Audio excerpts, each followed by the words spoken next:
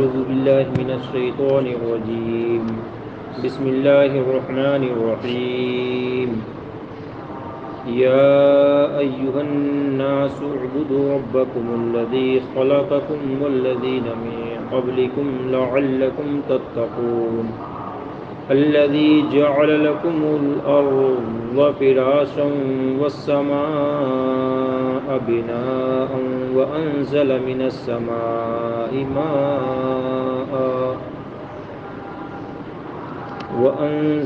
السماء ماء فأخرج به من الثمرات رزقا لكم فلا تجعلوا لله أندادا وأنتم تعلمون صدق الله المولانا العظيم یا ایھا الناس اعبدوا ربکم الذی خلقکم، اے لوگو اپنے رب کو پوجو جس نے تمہیں اور تم سے اگلوں کو پیدا کیا۔ پوجو سے مراد عبادت کرو، یعنی اے لوگو اپنے اس رب کی عبادت کرو جس نے تمہیں اور تم سے پہلے کے لوگوں کو پیدا فرمایا۔ اب یہاں لوگوں سے کون لوگ مخاطب ہیں؟ اللہ تعالیٰ نے کن لوگوں کو مخاطب فرما کر کے ارشاد فرمایا یا ایھا الناس؟ تو مفسر ارشاد فرماتے ہیں کہ پہلی صورت میں کچھ بتایا گیا کہ یہ کتاب متقین کے ہدایت کے لیے نازل ہوئی، پھر متقین کے اوصاف کا ذکر فرمایا، اس کے بعد اس سے منحرف ہونے والے فرقوں کا اور ان کے احوال کا ذکر فرمایا کہ سعادت مند انسان ہدایت و تقوی کی طرف راغب ہو اور نافرمانی و بغاوت سے بچے۔ اب طریقے تحصیل تقوی تعلیم فرمایا جاتا ہے، یعنی تقوی کیسے حاصل کی جائے، پرہیزگاری حاصل کیسے کی جائے۔ تو فرماتا ہے یا ایھا الناس کا خطاب اکثر اہل مکہ کو، یعنی اللہ تعالیٰ نے قرآن شریف میں جہاں جہاں یا ایھا الناس فرمایا تو اس سے کن لوگوں کو مخاطب کیا ہے؟ مکہ شریف والوں کو۔ اور یا ایھا الذین آمنوا کا خطاب اہل مدینہ کو ہے، یعنی اللہ تعالیٰ نے جب یا ایھا الناس فرمایا تو اس سے مراد مکہ شریف والے لوگ ہیں، اور جب یا ایھا الذین آمنوا فرمایا تو اس سے مراد مدینہ شریف کے لوگ ہیں۔ دونوں میں فرق ہو گیا، مگر یہاں یہ خطاب مومن کافر سب کو عام ہے۔ اس میں اشارہ ہے کہ انسانی شرافت اسی میں ہے کہ آدمی تقوی حاصل کرے اور مصروف عبادت رہے۔ عبادت وہ غایت تعظیم ہے جو بندہ اپنی عبدیت اور معبود کی الوہیت کے اعتقاد و اعتراف کے ساتھ بجا لائے۔ یہاں عبادت عام ہے، اپنے تمام انواع و اقسام و اصول و فروع کو شامل ہے۔ مسئلہ: کفار عبادت کے مامور ہیں، کافروں کو بھی عبادت کا حکم ہے۔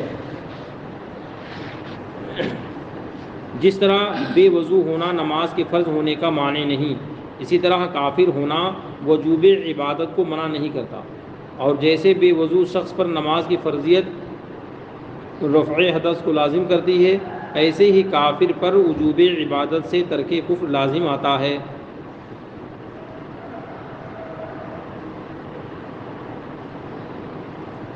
یعنی اگر کوئی شخص بے وضو ہو تو اس کا یہ مطلب نہیں کہ وہ نماز اس پر فرض ہی نہیں ہے۔ نماز فرض ہے، یہ اور بات ہے کہ وضو نہیں ہے اس کا، اور وضو کر لے تو نماز پڑھ سکتا ہے۔ ایسے کافر یہ عبادت کے مامور ہیں، یعنی عبادت کرنا ان پر بھی فرض ہے۔ یہ اور بات ہے کہ یہ کفر کو ترک کر دیں، اسلام قبول کر لیں تو نماز پڑھیں، مگر عبادت کے مامور کفار بھی ہیں۔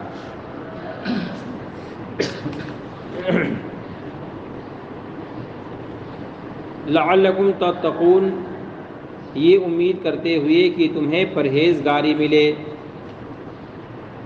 اس سے معلوم ہوا کہ عبادت کا فائدہ عبادت کرنے والے ہی کو ملتا ہے، عبادت تو سب پر فرض ہے، مگر اس کا فائدہ کس کو ملتا ہے؟ عبادت کرنے والے کو ملتا ہے. جو عبادت نہیں کرتا اس کو عبادت کا کوئی فائدہ نہیں ملتا ہے. اللہ تعالیٰ اس سے پاک ہے کہ اس کو عبادت یا اور کسی چیز سے نفع حاصل ہو. یعنی اللہ پاک کو اس سے کوئی نفع، اللہ نفع سے پاک ہے. بندہ خود اپنے رب کی عبادت کرتا ہے تو گویا کہ اپنے فائدے کے لیے کرتا ہے، رب کے فائدے کے لیے نہیں، اپنے فائدے کے لیے کرتا ہے. الذی جعل لکم الارض فراشا والسماء بناء، اور جس نے تمہارے لیے زمین کو بچھونا اور آسمان کو عمارت بنایا. وانزل من السماء ماء، اور آسمان سے پانی اتارا. پہلی آیت میں نعمت ایجاد کا بیان فرمایا کہ تمہیں اور تمہارے باپ داداؤں کو معدوم سے موجود کیا، یعنی پہلے نہیں تھے، پھر اللہ پاک نے وجود عطا فرمایا.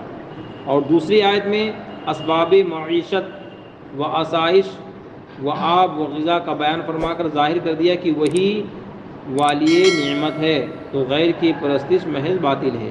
یعنی رب یہ ارشاد فرماتا ہے کہ تمہارے لیے زمین کو بچھونا، آسمان کو تمہارے لیے شامیانہ بنایا، تمہارے پانی کے پینے کے لیے، نہانے دھونے کے لیے اور ضروریات کے لیے آسمان سے بارش نازل فرمایا. تو یہ سب نعمتیں جو اللہ پاک نے نازل فرمائی ہیں، اس سے یہ ثابت ہوا کہ ساری نعمتوں کا مالک اللہ تعالیٰ ہے.